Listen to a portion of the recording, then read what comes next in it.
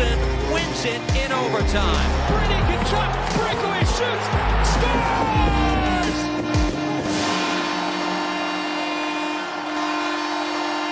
All right, everyone, we are joined here with a very special guest, David Amber. Holy cow, welcome to the show, my friend. How are we doing? Brandon, it's great to be here. And first of all, I love the Syracuse sweater representing nicely. It's been a nice start for their football team. The basketball team will wait and see what they're going to bring this year. But you're rocking the orange, so you know how to win me over. Go Orange, baby. And look, yeah, that was a little bit of a tough loss the other day against Clemson. We should rebound tomorrow, I believe, against Notre Dame. And yeah, Hughes basketball, we're a football school and a basketball school. So we'll see how we do when that season starts in the next month or so. Had to represent. I know you're a big Hughes fan, of course, as an alumni there. Had to wear it. People that watch this channel for a long time know I'm a big Hughes fan as well. So this is the appearance of two people that people have been waiting for quite some time. Two Hughes fans finally getting to speak together. But let's switch it over now to your career. I mean, you just started now hosting a new show on Rogers Monday Night Hockey. Kind of talk to us about that. You know, you're hosting that with guys like Anson Carter, Keith Yandel, and of course, Cassie Campbell-Pascal. Great, line of hosts and guests and stuff there. So how's that show been going for you? Really good, Brandon. You know what? We're really excited. And you mentioned the panel. We call it the players panel. You know, Cassie with her Olympic gold medals, Keith Yandel, who was the reigning Ironman until a few days ago, and Anson Carter, who's, won world championship, scored a gold medal winning goal, 200 plus NHL goals. So they have a lot of experience to draw upon. And the essence of the show essentially is it's going to be personality driven, debate driven, conversation driven.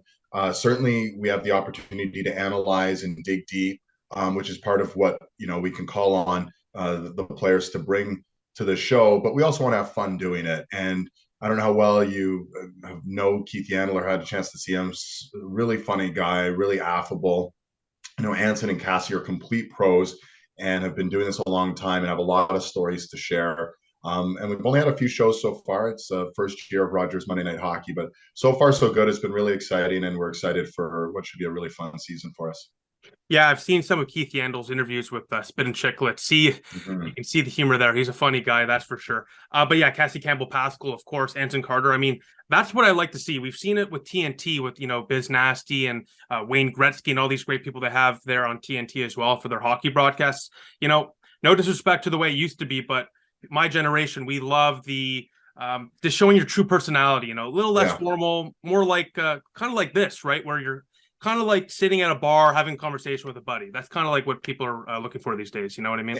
100%. And Anson is actually over on TNT, and every time you go over there, they're having a lot of fun, and they're still analyzing the game. And in Canada, it's a little different. The TNT audience in the States, I don't want to say they're less sophisticated, but I'd say in Canada, there's so much information. It's an insatiable appetite for hockey. So when we're catering to our viewers, we need to really dig deep, because our viewers know everything. They know the players, they know their backgrounds, they know their histories, they know more stuff than you would think. So you have to be on top of it. In the States, and I've broadcast in the States before, it's a little different the way they want their hockey coverage. So we're trying to find that happy medium where we're bringing information, we're analyzing things, but yes, we're doing it in a more informal setting. We've had a few shows so far, and we've had demos. Cassie did a really cool demo on the difference between Sidney Crosby's skating style and the crossover style of Connor McDavid, and how they both generate their own power. Yeah, and we've done a few demos as well with Anson and Keith about puck protection and what Keith does with, big hulking guys are in front of the net, how he deals with them. So I think we're really calling on the players to teach us stuff, which is always important, but do it in a fun, informal setting, like you mentioned, just to make it a bit more engaging for our viewers. So far, so good. Yeah, and I think that's a really interesting point. I didn't really think about that, the difference between America and Canada for hockey coverage. I mean, obviously, we love hockey here. Like in America, they love, football. Football is probably the number one sport there in America. Religion, baby. Yeah, it's literally religion there. Same thing here with hockey, right? We bleed hockey. So, that makes sense. Really interesting, though. And I think, hopefully Ottawa gets a game on Monday so we can have, I can at least watch it, because Ottawa's on TSN. I haven't really had the opportunity to watch it yet. I hope I get to watch it soon, because it sounds really fun. And really importantly, I mean, we can hear all these guys talking about this guy should have done this guy should have defended better here. But actually getting to hear a player like Cassie Campbell-Pascal, for example, breaking down the play, breaking down how the player skates, the little things that people like myself wouldn't understand or know it at all, are great. And I think that's what really That's what we need really in the hockey media these days. Everyone can say, he should have covered the corner here, he should have blocked the slot, but stuff like that, I think really, really breaks the difference between a little bit of an understanding and expertise. You know what I mean? Yeah, they look at the game through a very different lens. And Yeah. I've been so lucky, doing this job, and you get a chance, you're talking, with the Craig Simpsons, you're talking with the Kelly Rudies, you're talking with these players, the Kevin Biexas, et cetera, the Jennifer Bottles, the people who've been there and they understand the game on a different level. And they look at it through a different lens. So every Monday, that's what we're able to do. We have 3 players, and sometimes they have differing perspectives. And, we have forwards, defensemen. We have all sorts of different, sort of their focal points on the game and where their area of expertise is. And it lends itself to really good conversation. And you're in luck, Brandon. I can tell you, every Monday we feature at least one Canadian team, and we also have some Canadian matchups. And I think we have the Senators 5 times over the course of the year. So let's go. Monday it's coast to coast across Canada, and so you'll have to tune in. You'll check out the panel. Hopefully you'll enjoy it. Yeah. Firstly, great to hear. Because I'm really excited to check that out. But more importantly, just going back to what we were just discussing with players breaking down the plays, I think that's really interesting what you also just said there. Obviously, they bring a unique expertise, but the different positions too have different perspectives. And I think that's really, really interesting because you kind of get a different sense to the game. Defenseman probably has a different opinion on a back check than a forward, for example. So I think that's really, really interesting. And 5 times this year, let's go. Excited to watch that. So stay on the lookout, Sens fans, for that. But I also want to talk about your time and your continued time with Hockey Night in Canada, most prestigious show, in my opinion, in Canada. The theme song, which unfortunately is not the theme song anymore, but that theme song, we all know it, is like an anthem here, basically. Just walk us through your journey to getting to an incredible opportunity there at Hockey Night in Canada. Yeah, and I think you hit it on the head. It really is, arguably the most iconic television brand in Canadian history. And it's the longest running show, I believe, ever. Period. Longer than SNL? 70 years now. Then definitely, yeah. Okay. This was this is the 70th anniversary of Hockey Night in Canada. Wow. I mean, it's been, since 1952. It's hard to believe. Listen, Brandon, you're much younger than I am, but even when I was a kid growing up, it was the same thing. It was Saturday night, and it was 8:00 at night. Different group of people, but it would be like appointment viewing. You gather around with your family and you'd watch the game. Yeah. And then at a certain point, obviously, we became a doubleheader with a 7:00 game and a 10:00 Eastern game. So it's been fantastic to watch the growth of it and have the opportunity to be on it.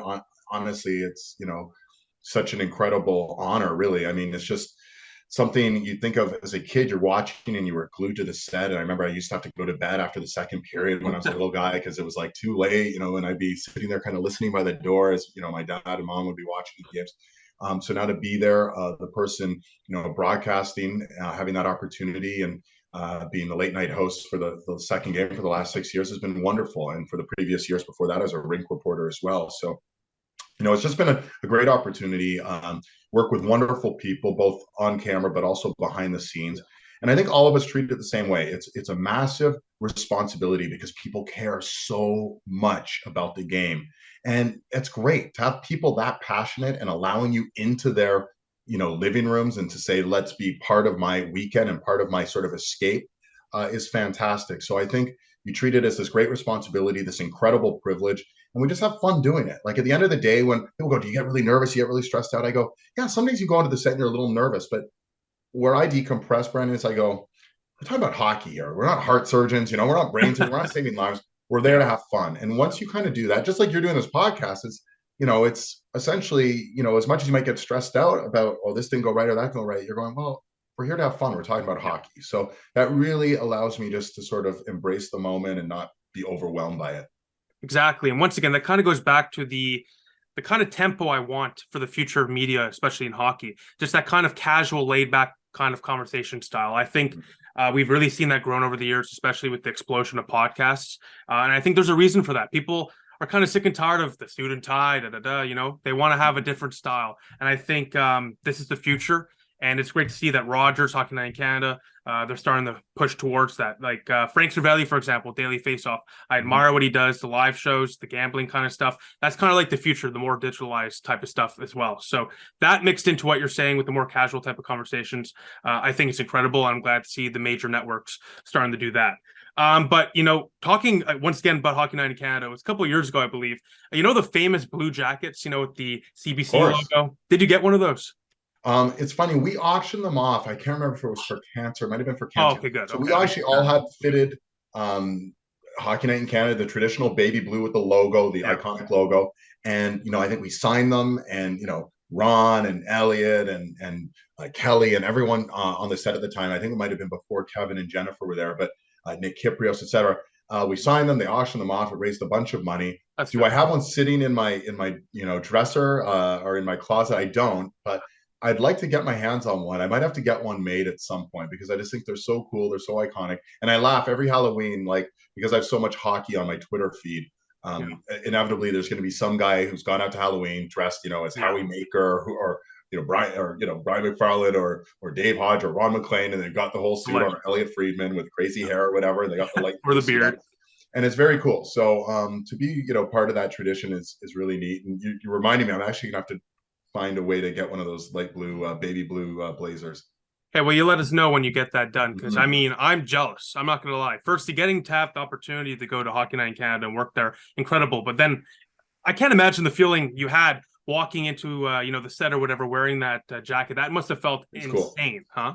We all had a big smile on our face. It was just, I think it was one of those things where, when you're in the day-to-day doing the show, prepping the show, watching the games, getting ready to do the segments, you're not sitting there every day going, I'm on Hockey Night in Canada, oh my god. But then you put on the blazer and you're like, oh wow, there's so much history here, and we are part of the tradition.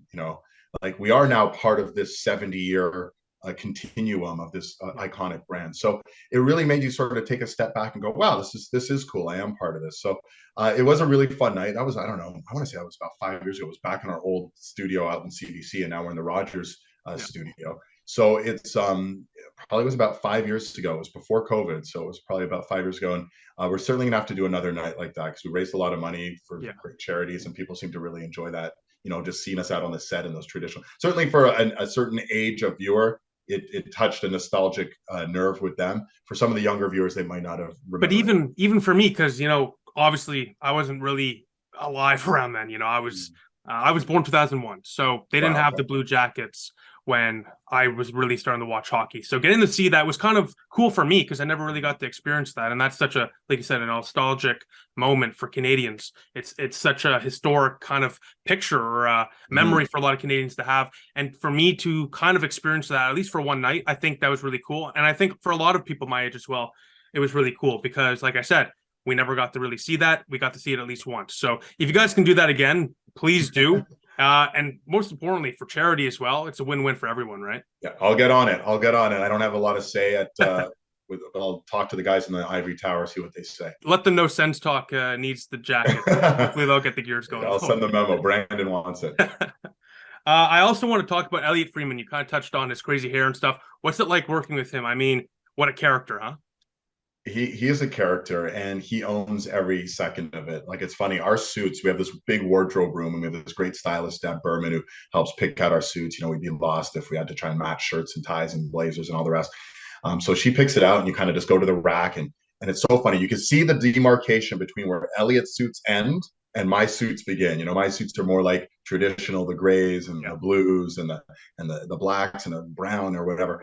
And then you go to Elliott's, and it's just like, oh, there's taupe, and there's burgundy, and there's light fluorescent green, and I'm like, oh my god, there's pink, and there's it's satin, and it's corduroy, and it's all these crazy materials, and he just he just laps it up. He's a lot of character, interesting guy.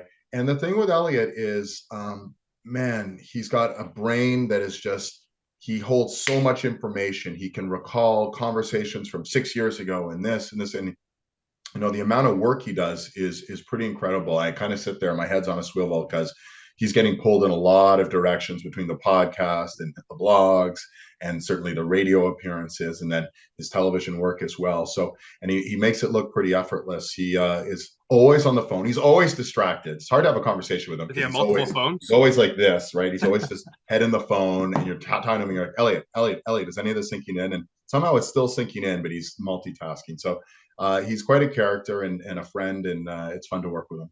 How many phones does this guy have on average? I've only seen him with one, I'll be honest with you. And he has one of those crazy, super battery pack, so it's always plugged in, so it's Of always, course. it never dies, but he's on the phone a lot. I mean, it's not easy. I would say, and I have full respect for whether it's Elliotte or Chris Johnston or Nick Kiprios, guys who have been in that role before, the Bob McKenzie's, like, that's, Insiders. yeah, the inside, that is an incredibly tough role. I mean, they really have to work hard to gain the trust of the GMs, the players, the agents, the league officials, and somehow Elliotte does it in a way. I think because everyone recognizes the work he puts in, and that he's not going there with some agenda, and he's not trying to burn bridges and start fires and all the rest. Essentially, there to deliver the news. And it's funny, when Brian Burke was working with us. And Berkey's quite a character as well. Yes. He goes, "Damn you, Elliotte! I remember you used to report stuff. I don't know how you found out about it, but you found out about it, and you were right, and it pissed me off." And I was like, "Oh man, that means he's doing a good job." And so he's just got a lot of sources, a lot of information, and it's fun to watch it all unfold when he and Jeff Merrick are doing their 32 thoughts on Saturday night, and you're watching. They're both working the phones at different sides of the control room, and they come out into the studio and. I've got this, I've got this, I've got this, I've got this. And I was like, wow, a lot of information. So it's cool to see. Well, that's actually why I'm surprised he only has one phone. Even if he has that battery pack or whatever. I mean, I don't know how the phone doesn't explode. That's unbelievable. Yeah. Especially since he's the top insider in hockey now, since Bob has kind of taken a step back and kind of semi-retirement, he's called it. So as the top insider, I mean, I can't believe he doesn't have two separate phones. Also, how does he see any text from his family? I mean, with all the messages he's probably getting every single day, that's unbelievable. But he is absolutely a character, but I also think he's very genuine. I mean, I think that translates. I think when people see somebody genuinely cares about what they're doing, they have passion for what they're doing, and they're not, like you said yourself, there to harm you. They're just there to get the information and put out the news for the people to hear. That, I think, is why Elliotte Friedman has really gotten to the top. It's because when you're genuine, you have passion, that people see that, they respect it, and it translates, Yeah. And I think Elliotte has a great way of, the common everyday hockey fan can relate to him very well. And, he's not coming there and trying to, be a sort of a used car salesman. He's just like, hey, I am who I am. And here's what I'm passionate about. I'm going to work hard. And he feels this, he has a certain connection that is something that we all strive for. And Ron as well. Ron connects with the audience in a great way that I think is so important, right? It's just, it's just years of credibility, years of knowledge, and a sort of a comfort level. He's that comforting person you don't mind having into your living room. It makes such a big difference. So yeah, we're really lucky. Work with a really great crew, and behind the scenes we have great people as well, some incredible producers, and that's really the epicenter. And they're probably rolling their eyes listening to this interview. They're going, "Come on, give us some love," because we're the ones who are really putting the show together. And it's true, they are the important. That is the central nervous system of what we do. We have this great set of producers and editors and people who are really making sure we're on top of everything and it looks good to match sort of our passion and enthusiasm for the game. Even in a much smaller style or element, I guess you can call it, here with Sens Talk. I mean, we're much smaller than Sportsnet, obviously, but even then you can really see the passion and, more importantly, the hard work, all the little details that makes it look so smooth, look so good, make it watchable, right? Like this interview itself, the amount of time that's going to go into editing it, certain timestamps to do this, do that, that really makes or breaks the interview, because you can't just have, two boxes here, black screen, Gonna make it look pretty. 40 minutes of just talking. You know what I mean? No, so you're gonna make it look pretty. You're gonna edit all my. Well, shout out to Giordano Ladisa. He'll make it look pretty. He'll try to make us look a little more prettier too. Put some hair on my head too. Okay. Hey. Hopefully, this stays around for a while. What do you think, by the way? Huh? You look like a hockey player. Yeah, I'm a baseball player though, but you look like a young Chris Letang or something. I'll take it. I'm not even gonna counter it. I'll take it. Nice. But yeah, you kind of took the words out of my mouth there with Ron MacLean. Do you have any funny stories or any funny or great moments with Ron MacLean? I mean, the insight, the experience he has. I mean, it's unbelievable, right? Well, we have so many laughs behind the scenes. And everyone's kind of on high alert, especially with a guy like Kevin Bieksa, because he's always just don't know when he's going to take the piss out of you or do something, and just you just kind of have to be like ready for those moments. Yeah. I'm trying to think. there's not one real specific moment that stands out, but we have some good laughs on the set, and certainly watching the games. They kind of all make fun of me because I get pretty emotional watching the game. I'm rooting really hard. I root really hard for all 7 Canadian teams. I know that sounds weird or whatever, but I really do. And it's not because I love the 7 Canadian teams per se, but I think we're ready to have the Stanley Cup come back to Canada. It's been 30 years now, and there's been some close calls. Obviously, I don't need to tell you about 07 and We'll certainly on. Vancouver and 11. I know we can move on from that, and the Montreal Canadiens a couple years ago, but it's just been, I grew up in an era where the Cup was in Canada throughout my childhood, whether it was that big run by the Canadiens and the big run by the Oilers, and the Flames were still involved in it. And then it just stopped. And I didn't think it was just going to stop like that. And I didn't really think much of it the first, 5, 6, 7, 10 years. Even the first 15 years, I was like, okay, yeah, there's a lot of great new American franchises and da da da. Now it's like, it's good for Canada. It's good for that market. It's good certainly for us at Rogers and Hockey Night in Canada. And I think we're just, kind of all dying for it. And maybe this is the year, whether it's Calgary or Edmonton or Toronto, I'm not sure, but or the Senators. Hey, and listen, the Senators look great. I love watching that team. So I root hard. So when we're watching the games, I get all emotional. I'm getting all angry when stuff doesn't go right. And they, call me like Bobby bipolar or whatever they do. Calm down, Amber, but I have a good time with it. That's awesome. I mean, once again, that translates to the viewer. And that's kind of like what I was talking about there with Elliotte Friedman, the genuineness, that really translates over the screen. So that's great to hear. I mean, because you know what? If you're not enjoying what you're doing in life, why are you doing it to begin with? So I love to hear that. I want to move on now. Like we were kind of already talking about hockey this year, 7 Canadian teams. Who's going to win the Cup? But you know what? We already know who that's going to be. It's going to be the Ottawa Senators. We're going to add a year to this banner right over here. But I want to ask you this. What teams, and not just the Senators, the entire National Hockey League, what teams, you can name a few if you want, have surprised you this season? Well, I mean, first of all, I don't even know if the Senators have surprised me. What they did in the offseason has surprised me. I mean, they went, they really, I think a lot of credit deserves to be heaped on Pierre Dorian, because I think he identified, we have this great young nucleus with Stützle, with Shabbat, with Kachuk, with Bathurst, Norris. He gets these guys signed to long-term deals, which is not easy in this day and age. No. Especially Brady Kachuk, right? How many Americans are we seeing signing in Canada long-term? Not many, right? So this guy, you throw the C on him, you give him a lot of money, and he says, I certainly want to be here. I want to be part of this. And I think that's fantastic. And then he goes out, identifies we have that, and we need some veterans to go along with these guys, and we need to stabilize our goaltending. You go get Talbot, you go get DeBrincat, you go get Giroux. So I think, I wouldn't even say Ottawa's a surprise, because I think the surprise was, okay, they went from sort of this franchise where they keep losing everyone. Okay, Carlson leaves, and Duchesne leaves, and Zibanejad leaves. I don't have to go through all that. Yeah, let's not. to a franchise who's holding on to their foundational pieces and building around them, which is phenomenal. So I'm not even surprised by Ottawa, but I am excited. And I do think, the one thing I kept saying about Ottawa, they cannot get off to a horrible start. Yes. If you look at the team the last 2 years, I think they won 4 of their first 20 games 2 years ago. Roughly, they won 2 of their first 15 games last year. You're done.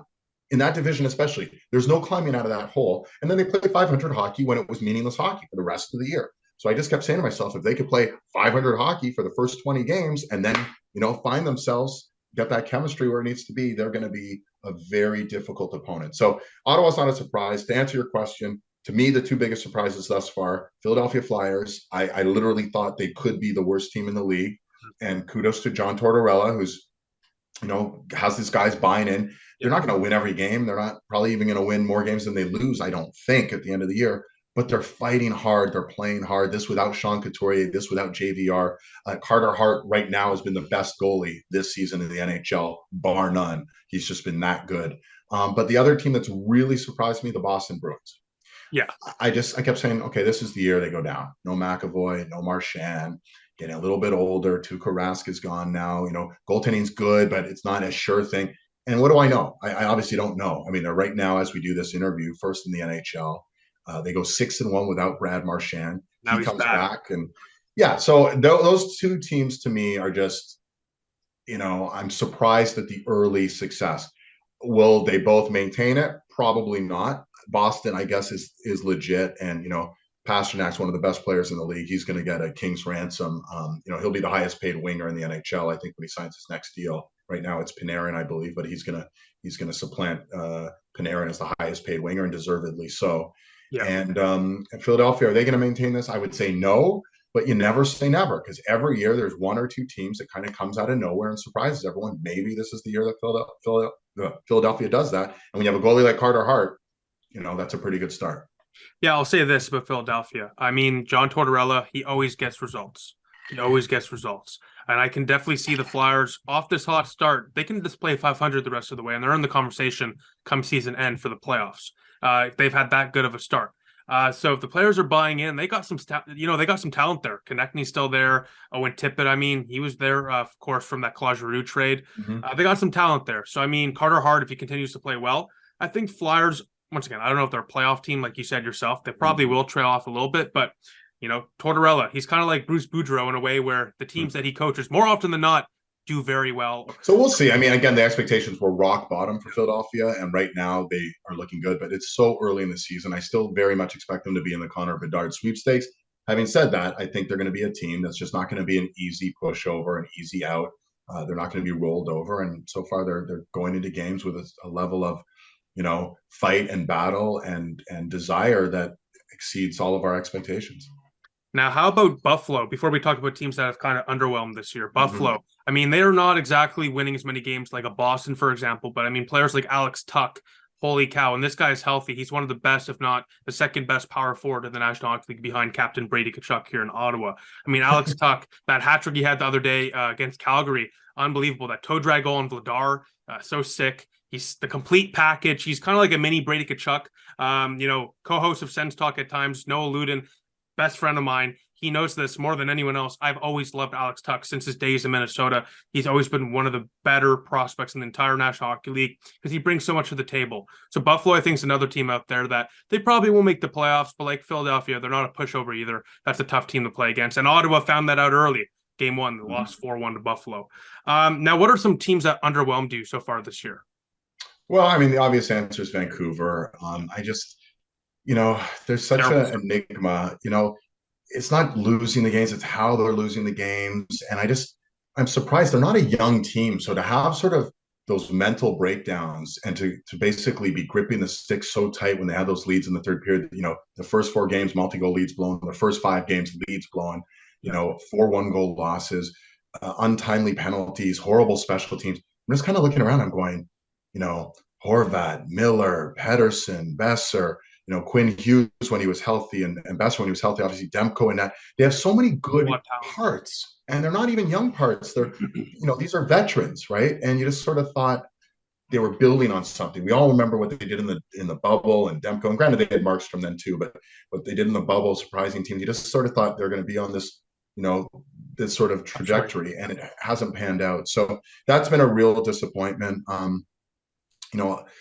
I'm trying to think if there's other teams. I mean, certainly the Leafs have been underwhelming. They've looked pretty listless so far this year. But again, it's early in the season, so I don't want to overplay any of these things. Vancouver getting out of the gates the way they did, and then having Jim Rutherford on After Hours and Patrick Alvin being questioned, and poor Bruce Boudreau every time getting, do you have management on your side? What's going to happen? Job security. It's just, it unraveled very quickly. I did a show last week and I'm interviewing Dan Murphy, our ringside host for the Canucks. And I go, hey, Murph, I can't believe the sky is falling in Vancouver. We're 8 days into the season. And he looked into the camera and he said, 8 days, it feels like 8 months. And that must be the weight. And this is just someone traveling with the team, but he senses the weight of the team and how desperate they were. Finally, they got a first win, so maybe that'll help right the ship. But it's been a disappointing start for them for sure. Yeah, Vancouver's interesting, especially because they really bought into Bruce Boudreau at the end of last year when he was brought in after they fired their last coach. I mean, I'm really shocked with this start, and I don't quite understand it either because, I mean, goaltending, they're strong. Defense, they're average, I guess. And then at forwards, I mean, they got some good, like you already said, some very good talent. So Vancouver's very interesting in the worst way possible. I don't really know how you fix that. And I know ownership there in Vancouver is reportedly against a rebuild. So we'll see what happens with that. I think JT Miller went down the other day in that game against Seattle, their first Last win. night, yeah. So, I mean, we'll see what happens. Maybe Connor Garland could step up there, but I don't know. It's a tough start there in Vancouver.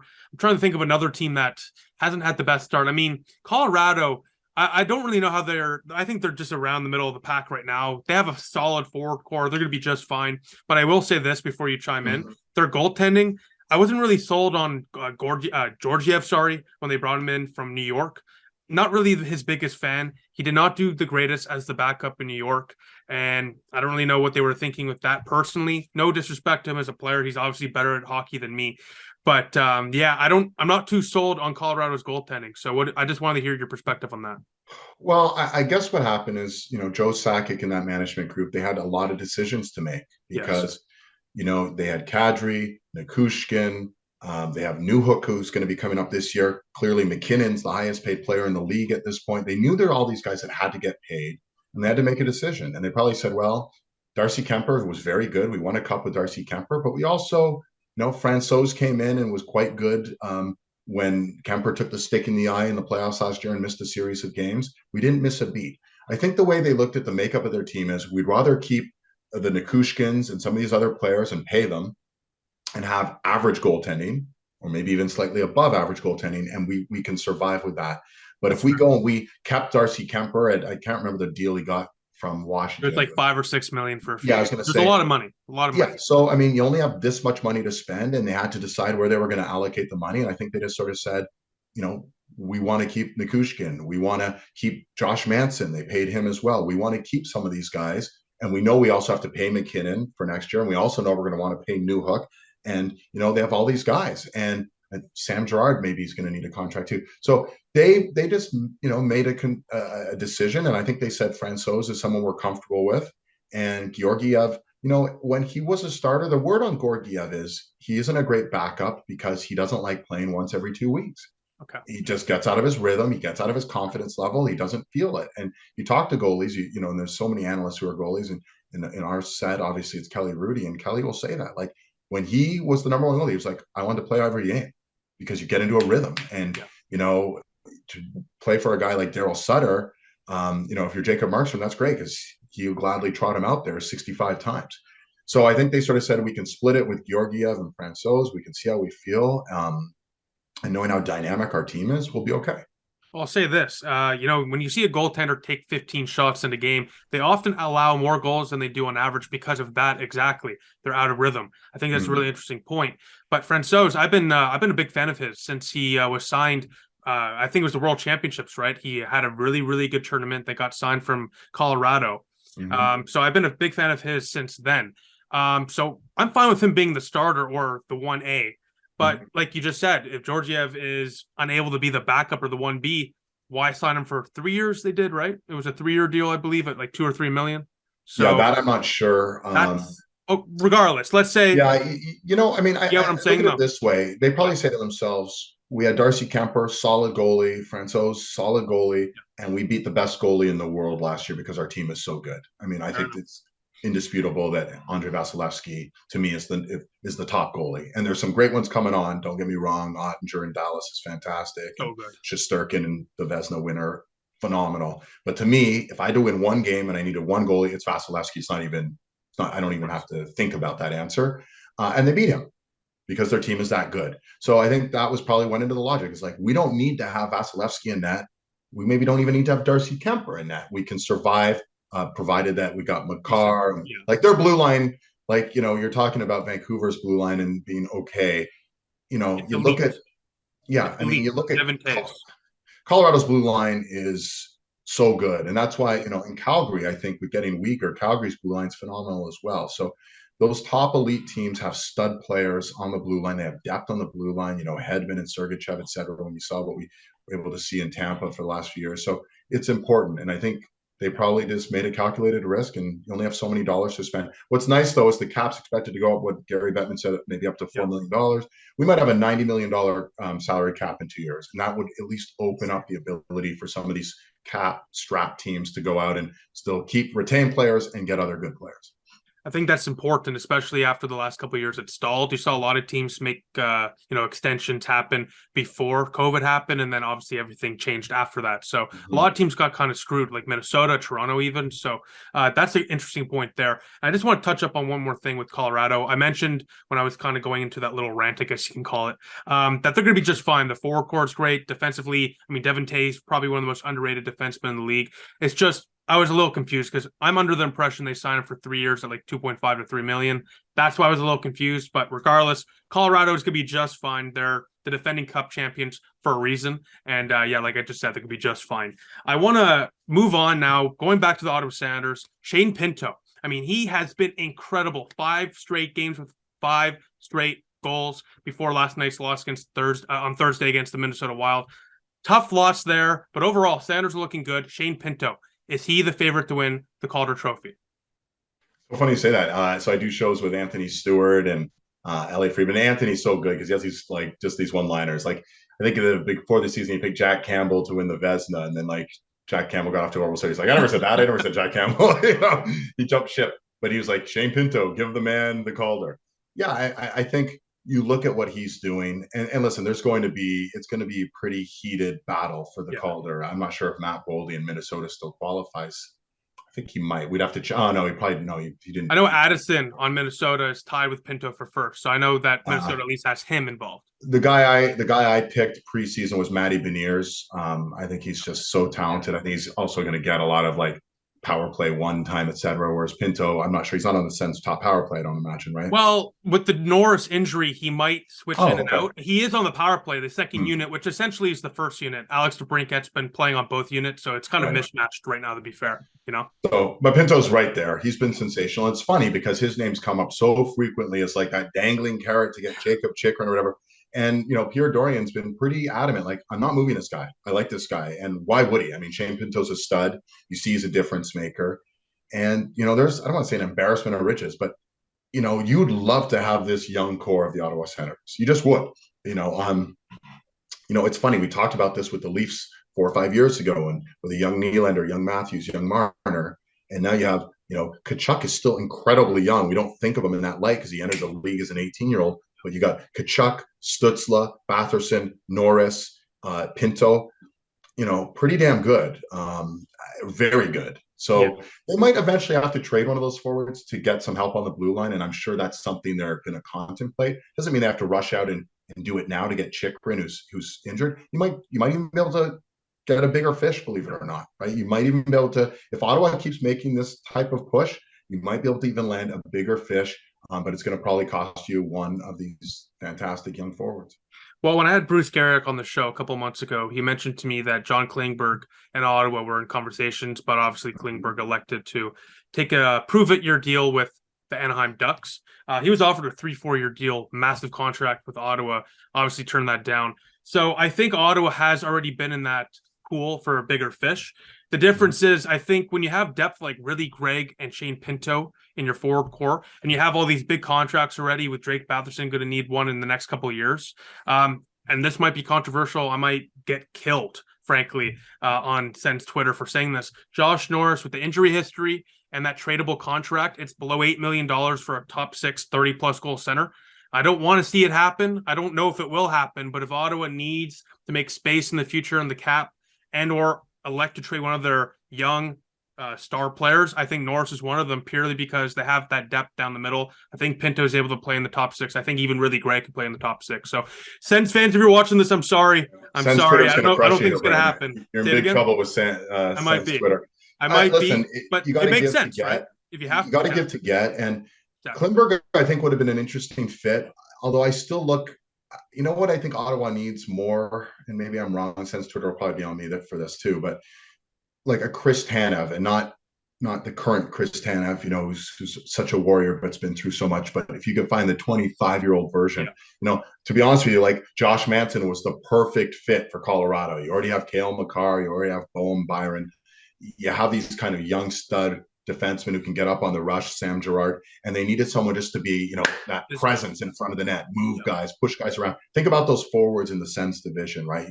It's just, Pasternak, Marchand, Matthews, Marner, Kucherov, Stamkos. I can go, Barkov, Matthew Tkachuk. Like, there's just so much talent up front in that division. And even Buffalo, as you mentioned, with Alex Tuch, has a bunch of very good forwards, right? There's so much talent there. You need some defensemen that can, rein that in, can counteract some of that offense against you. And that, to me, would be, maybe even a bigger need than a Klingberg, who's not really known as a shutdown defenseman, but he's known as a guy who controls the play, which is important as well.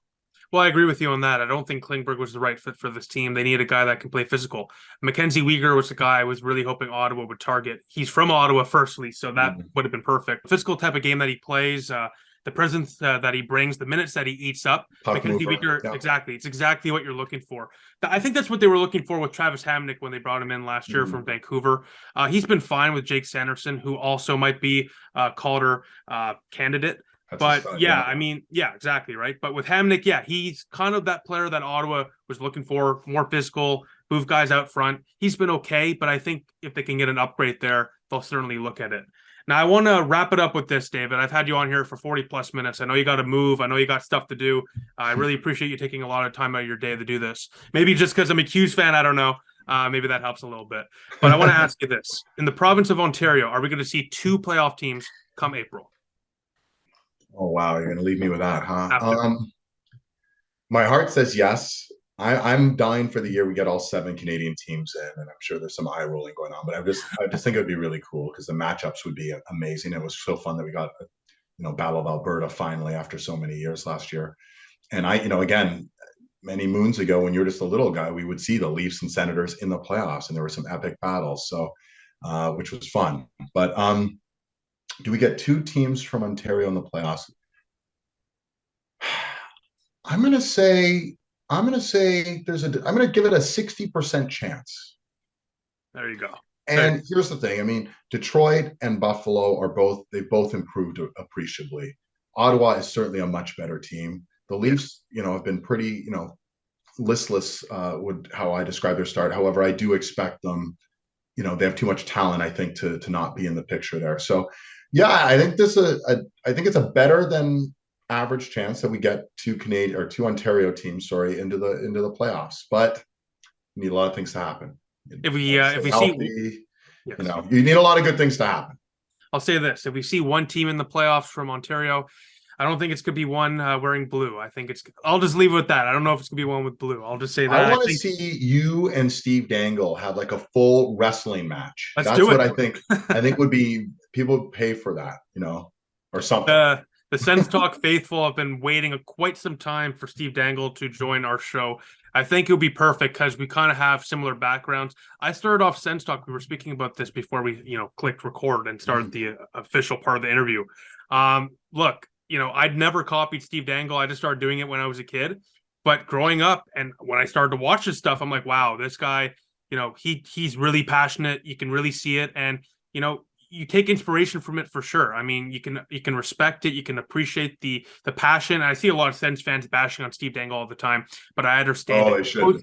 It's unbelievable the amount of work. Steve's a great guy. First of all, Steve's a great guy, and secondly, it comes from a very honest place. He lives and breathes the Maple Leafs like you live and breathe the Ottawa Senators, and that's what makes it fun. And let's hope it'd be great if you guys could share a podcast or something if there is a Battle of Ontario, because that would just be the 2 of you watching the game on 2 monitors.